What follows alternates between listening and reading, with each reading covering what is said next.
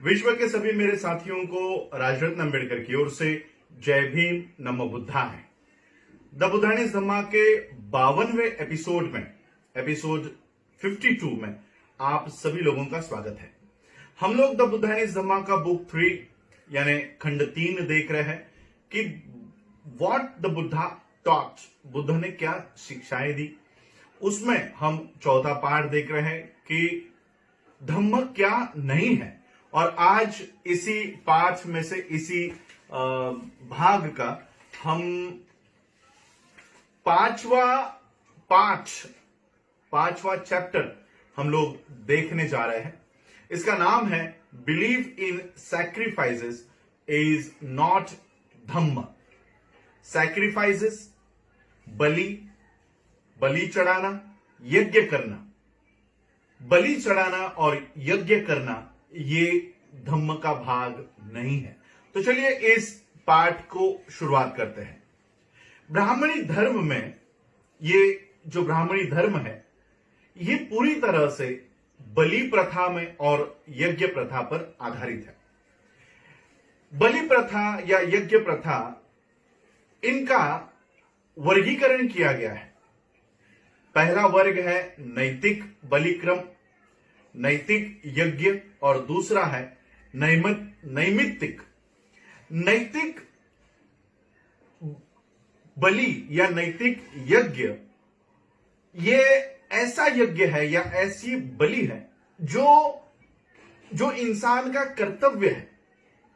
इंसान को ये बलि या ये कर्म करना या ये यज्ञ करना ये बंधनकारक है। इससे चाहे कोई लाभ प्राप्त हो या चाहे कोई लाभ प्राप्त नहीं हो, उसे उसके जीवन में ये नैतिक बलि या नैतिक यज्ञ करना ही होता है। और दूसरा है नैमित्तिक। नैमित्तिक बलि या नैमित्तिक यज्ञ वो यज्ञ होता है जब यज्ञ कराने वाले को किसी वैश्विक या सांसारिक चीज का अगर लाभ चाहिए होता है, तब वो इस नैमित्तिक बलि या नैमित्तिक यज्ञ को कराता है। ब्राह्मणों को इस बलि और यज्ञ, ये जो बलि और यज्ञ सैक्रिफाइसेस जो ब्राह्मणों के थे, ब्राह्मणों के इन बलियों में, इन बलि कर्मों में या यज्ञ कर्मों में नशीली चीजों का सेवन किया जाता था, प्राणियों की हत्या की जाती थी, और काम भोग, मिथ्याचरण, मौज मस्ती, ये सभी इन बलि प्रथा में और यज्ञ प्रथा में शामिल हुआ करता था। और तब भी, ये सब होने के बावजूद भी, बलि और यज्ञ को धार्मिक मान्यता दी गई थी। तथागत बुद्ध ने ऐसे धर्म को जो बलि पर या यज्ञ पर आधारित है, ऐसे धर्म को धर्म मानने से ही इनकार कर दिया। बहुत सारे ब्राह्मण तथागत बुद्ध के पास पहुंचे, वाद विवाद करने के इरादे से, झगड़ा करने के, बहस करने के इरादे से ये तथागत बुद्ध के पास पहुंचे, और तथागत बुद्ध से इन ब्राह्मणों ने कहा कि आप बलि और यज्ञ को ये धर्म का भाग क्यों नहीं मानते हैं, ये हमें इसके कारण बताएं। तथागत बुद्ध ने इन ब्राह्मणों को ये सारे कारण उन्होंने बताए।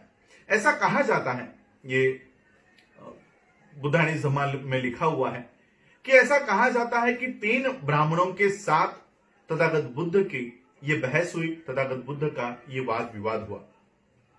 इन 3 ब्राह्मणों का नाम था कूटदंत, उज्जय, और तीसरा था उदाइन। ब्राह्मण कूटदंत ने तथागत बुद्ध से पूछा कि तथागत, आप हमें बताएं कि यज्ञ या बलि के इस प्रथा को, आप इसके महत्व पर क्या सोचते हैं? आप इसके महत्व के बारे में क्या सोचते हैं? तथागत बुद्ध ने कहा कि हे ब्राह्मण कूटदंत, मेरी बातों को ध्यानपूर्वक, गौरपूर्वक सुनो। बहुत समय पहले एक राजा हुआ करता था जिसका नाम था महाविजेता। ये राजा काफी पराक्रमी था, धनवान था, बहुत सारी संपत्ति इसके पास थी, सोने चांदी के भंडार इसके पास थे, सुख भोग के सारे वस्तु इसके पास, सुख भोग के सारे साधन थे। धन और धान्य से इसके भंडार भरे हुए थे, कोई कमी धन की या धान्य की नहीं थी। उसके खजाने धन और धान्य कोष्ठ यानी वेयर हाउसेस, धान्य को कोष्ठ, धान्य रखने के जो भंडार थे वो धान्य से भरे हुए थे। और एक बार जब राजा एकांत में विचार में मग्न थे, वो चिंतित हो गए। वो सोचने लगे, मेरे पास वो सारे साधन हैं जो किसी नाशवंत व्यक्ति के पास होने चाहिए, वो सारे साधन मेरे पास है। मैंने सारे धरती पर विजय प्राप्त कर लिया है। क्यों ना मैं अपने हित और कल्याण के लिए दीर्घकालीन, लंबे समय तक मेरा ये हित और कल्याण बना रहे, इसलिए क्यों ना मैं एक महान यज्ञ करूं। और उस पर राजा ने उसके ब्राह्मण पुजारी से ये कहा, और उस ब्राह्मण पुजारी ने राजा को कहा कि हे राजन, आपकी प्रजा, आपकी जो जनता है, ये पहले से ही परेशान है, ये लूटी जा रही है। बहुत से विदेशी डाकू, दूसरे देश के डाकू हमारे गांव में छुपे बैठे हैं, हमारे नगरों में, शहरों में घुस आते हैं और हमारे प्रजा को लूटते हैं। उन्होंने सारे रास्तों को असुरक्षित कर रखा हुआ है। और जब ऐसी हालात आपके देश में है, आपके देश में बनी है, तब एक और नया कर आपके प्रजा के ऊपर लादना, आपके प्रजा के ऊपर लगाना, ये गलत होगा। हे राजन, शायद आप ये सोचे मैं जल्द ही इसके ऊपर काबू पा लूंगा, मैं जल्द ही इसके ऊपर नियंत्रण पा लूंगा, इन डाकुओं को पकड़ लूंगा, उन्हें दंडित करूंगा, देश से निकाल दूंगा, या चाहे उनको फांसी पर लगाकर या उन्हें मार डालूंगा। लेकिन फिर भी जो उनके कृत्य है उन पर समाधान कारक रोक नहीं लग सकेगी। जब तक अदंडित डाकू अब भी गांव में, नगरों में, शहरों में छुपे हुए हैं, वो तब भी आपके देश के प्रजा को परेशान करते रहेंगे। इस परिस्थिति को हमेशा के लिए खत्म करने के लिए, हे राजन, आपके प्रजा में जो भी लोग पशु पालते हो या खेती करते हो, आप, हे राजन, आप उन्हें भोजन दें और खेती करने के लिए बीज उन्हें दे दे। प्रजा में जितने भी लोग व्यापार करते हैं, हे राजन, आप उन्हें पूंजी दे, आप उन्हें रकम दे। और जो भी लोग राज्य की सेवा करते हैं, गवर्नमेंट सर्वेंट है, राज्य कर्मचारी है, हे राजन, आप उन्हें वेतन और भोजन दे। और जब सभी लोग अपने अपने व्यवसाय में, अपने अपने कामों में, अपने अपने कार्यों में लगे रहेंगे, वो प्रजा को परेशान नहीं करेंगे, तब राजा का राजस्व, उसका रेवेन्यू, इनकम, ये बढ़ेगा। देश में सुख शांति स्थापित होगी। देश की आबादी आपस में लड़ाई झगड़ा नहीं करेगी। देश की आबादी आपस में खुश रहेगी। लोग अपने बच्चों को बाहों में लेकर नाचेंगे और खुले दरवाजे वो रहने लगेंगे। हे ब्राह्मण कूटदंत, तब राजा ने जैसे उसके पुजारी ने बताया, वैसे ही उस राजा महाविजेता ने वैसे किया। सारी प्रजा अपने कामों में लग गई। देश में सुख शांति स्थापित हो गई। राजा का राजस्व बढ़ने लगा। लोग आपस में खुश रहने लगे। बच्चों को बाहों में लेकर सभी प्रजा नाचने लगी और अपने दरवाजे खुले छोड़कर वो रहने लगे। तब राजा ने फिर से उस पुजारी को बुलाया और कहा कि हे पुजारी, अब देश में सुख और शांति स्थापित हो चुकी है। सारा उत्पात जो है ये खत्म हो चुका है। अब मैं अपने दीर्घकालीन हित और कल्याण के लिए मैं यज्ञ करना चाहता हूं। मुझे आप बताएं कि मैं ये कैसे करूं। पुजारी ने राजा को उत्तर दिया कि जैसा आप चाहते हो वैसा ही होगा। हे राजन, आप नगर में और शहर में, देश में जितने भी क्षत्रिय हैं उन सबको निमंत्रण भेजो। सभी देशों को, देशों के क्षत्रियों को आप निमंत्रण भेजो, मंत्रियों को आप निमंत्रण भेजो, अधिकारियों को, राजा के जितने भी अधिकारी हैं उन सभी अधिकारियों को आप निमंत्रित करो। सभी देश में जितने भी ब्राह्मण हैं उन सभी ब्राह्मणों को निमंत्रण भेजो। देश में जितने भी गृहस्थ हैं, हाउस होल्डर्स, जितने भी आम नागरिक हैं उन सभी लोगों को निमंत्रण भेजो। उन सबको निमंत्रण भेजकर आप उनसे ये कहो कि मैं अपने दीर्घकालीन हित और कल्याण के लिए यज्ञ कराना चाहता हूं, कृपया आप मुझे मंजूरी दे। राजा लोगों से, प्रजा से, ब्राह्मणों से, क्षत्रियों से, मंत्रियों से, अधिकारियों से, गृहस्थों से ये मंजूरी मांग रहे हैं कि मैं अपने दीर्घकालीन हित के लिए और कल्याण के लिए यज्ञ कराना चाहता हूं, आप मुझे अनुमति दें। और हे ब्राह्मण कूटदंत, तथागत बुद्ध कूटदंत से कह रहे कि हे ब्राह्मण कूटदंत, राजा ने वैसे ही किया जैसे उसके पुजारी ने बताया। और सभी ने, मंत्रियों ने, अधिकारियों ने, क्षत्रियों ने, ब्राह्मणों ने, गृहस्थों ने, सभी ने जवाब दिया कि हे राजन, आप ये महान यज्ञ करें, ये समय उचित है, ये सब समय योग्य है। राजा काफी बुद्धिमानी था और अनेक प्रकार से वो गुणवान था। उसी तरह से राजा के जैसे ही उसका जो पुजारी था वो भी बुद्धिमानी था और अनेक प्रकार से वो गुणवान था। हे कूटदंत, तब उस पुजारी ने राजा को यज्ञ के आरंभ होने से पहले वो सारी बातें बताई जो यज्ञ कराने के लिए कितना धन उसमें व्याप्त हो सकता है, कितना धन खर्च हो सकता है, ये सारी बातें राजा के पुजारी ने राजा को समझाई।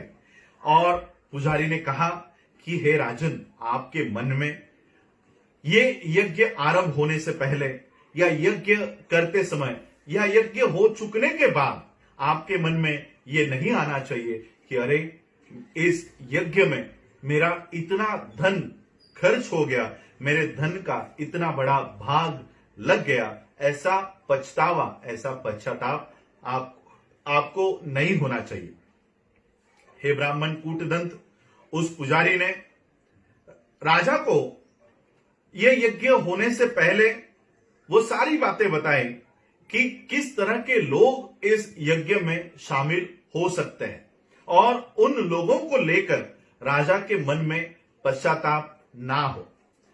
उस पुजारी ने राजा को बताया कि हे राजन, यज्ञ में ऐसे भी लोग शामिल होंगे जो जीव हत्या करते होंगे और ऐसे भी लोग शामिल होते होंगे जो जीव हत्या करने से विरत रहते हैं। यज्ञ में ऐसे भी लोग शामिल होंगे जो चोरी करते होंगे और ऐसे भी लोग शामिल होंगे जो कभी चोरी नहीं करते। ऐसे भी लोग जो काम भोग संबंधी मिथ्या आचरण करते हैं और ऐसे भी लोग जो काम भोग संबंधी कोई मिथ्या आचरण नहीं करते, ऐसे भी लोग शामिल होंगे। ऐसे भी लोग यज्ञ में शामिल होंगे जो निंदा करने में लगे रहते हैं और ऐसे भी लोग शामिल होंगे जो कभी किसी की निंदा नहीं करते। ऐसे भी लोग यज्ञ में शामिल होंगे जो लोग कठोर बोलते हैं और ऐसे भी लोग यज्ञ में शामिल होंगे जो लोग कठोर नहीं बोलते। ऐसे भी लोग यज्ञ में शामिल होंगे जो व्यर्थ की बड़बड़ करते हैं, व्यर्थ की बकवास करते हैं और ऐसे भी लोग होंगे जो व्यर्थ की बकवास नहीं करते। ऐसे भी लोग यज्ञ में शामिल हो सकते हैं जो लोग लोभ करते हैं और ऐसे भी लोग होंगे जो लोग लोभ नहीं करते। ऐसे भी लोग यज्ञ में शामिल हो सकते हैं जो लोग द्वेष करते हैं और ऐसे भी लोग होंगे जो लोग द्वेष नहीं करते। ऐसे भी लोग यज्ञ में शामिल हो सकते हैं जिनकी दृष्टि ये मिथ्या दृष्टि है और ऐसे भी लोग होंगे जिनकी दृष्टि मिथ्या दृष्टि नहीं, सम्यक दृष्टि है। ऐसे भी लोग होंगे जो बुरे हैं। तो हे राजन, आप लोग उन बुरे लोगों को, हे राजन, आप उन बुरे लोगों में से उन बुरे लोगों को अपने बुराइयों के साथ अलग रखे और जो भले हैं उनके लिए आप यथा योग्य करें, उनके लिए अनुष्ठान करें, उन्हें संतुष्ट करें। इससे आपके मन को आंतरिक शांति प्राप्त होगी। तथागत बुद्ध ने कहा कि और हे ब्राह्मण कूटदंत, उस यज्ञ में ना तो बैलों की बलि चढ़ाई गई, ना तो गाय की बलि चढ़ाई गई, ना तो भेड़ बकरियों की बलि चढ़ाई गई, ना तो पक्षियों की मुर्गियों की बलि चढ़ाई गई, ना तो मोटे सूअरों की बलि चढ़ाई गई। पूजा के खाम के लिए किसी भी पेड़ को काटा नहीं गया। यज्ञ स्थल पर बिछाने के लिए कोई भी घास काटी नहीं गई। जो भी दास या संदेश वाहक काम कर रहे थे वो ना तो डंडे की डर से, ना तो किसी के डर से, ना तो आंखों में आंसू लेकर वो काम कर रहे थे। वो जिन्हें जो काम अच्छा लग रहा था वो काम कर रहे थे, जिन्हें जो काम अच्छा नहीं लग रहा था वो काम वो छोड़ रहे थे। जो लोग जो काम करना चाहते थे वो कर रहे थे, जो लोग काम नहीं करना चाह रहे थे वो काम नहीं कर रहे थे। और इसी तरह से इस यज्ञ में ना तो बैलों की, गायों की, बकरियों की, भेड़ बकरियों की, मुर्गियों की, सूअरों की किसी की बलि नहीं चढ़ाई गई। इस यज्ञ में सिर्फ घी, तेल, मक्खन, दूध, मधु और शक्कर, इसके अलावा यज्ञ में किसी भी चीज का प्रयोग नहीं किया गया। तथागत बुद्ध ने कहा कि अगर आप भी इस राजा महाविजेता के जैसे ही यज्ञ कराना चाहते हैं तो ऐसा यज्ञ आप कर सकते हैं, अन्यथा बाकी सारे यज्ञ ये व्यर्थ है। जानवरों की बलि देना ये क्रूरता है। बलि चढ़ाना ये धर्म का भाग कभी भी नहीं हो सकता। ये धर्म का सबसे घिनौना और नीच रूप है, जो कहता है कि जानवरों की हत्या करने से स्वर्ग की प्राप्ति होती है। ये धर्म का सबसे घिनौना रूप है। कूटदंत ने पूछा कि हे तथागत, तो क्या जानवरों की बलि चढ़ाने के अलावा ऐसा कोई यज्ञ है जो अधिक फल और लाभ दे सकता है? तथागत बुद्ध ने कहा कि हाँ, ऐसा यज्ञ है। कूटदंत ने पूछा कि ऐसा कौन सा यज्ञ है? तब तथागत बुद्ध ने कहा कि जब कोई इंसान मन में पूरे विश्वास के साथ, पूरे दृढ़ संकल्प के साथ कहता है कि जीव हत्या करने से मैं विरत रहूंगा और विरत रहने का मैं संकल्प करता हूं, मैं चोरी करने से विरत रहूंगा और विरत रहने का मैं संकल्प करता हूं, काम भोग संबंधी मिथ्याचरण से मैं विरत रहने का संकल्प करता हूं, झूठ बोलने से विरत रहने का मैं संकल्प करता हूं, असावधानी की जड़ नशीली चीजों के सेवन करने से मैं विरत रहने का संकल्प करता हूं, तब वो संकल्प या वो यज्ञ वो पैसों के दान से, घर के दान से या मार्गदर्शन के दान से भी सबसे ऊंचा और सबसे श्रेष्ठ यज्ञ होता है। कूटदंत ने कहा कि हे तथागत, आपका ये कथन श्रेष्ठ है। और तथागत ने इस कूटदंत को ये जवाब दिया। कूटदंत के बाद ब्राह्मण उज्जय ने भी तथागत बुद्ध से ये सवाल किया, क्या आप सभी यज्ञ की प्रशंसा करते हो? तब तथागत बुद्ध ने कहा कि नहीं, मैं सभी यज्ञों की प्रशंसा नहीं करता जिसमें गाय, बैल, भेड़, बकरी, मुर्गी, सुअरों की, निष्पाप जानवरों की बलि चढ़ाई जाती है। मैं ऐसे यज्ञ की कभी प्रशंसा नहीं करता।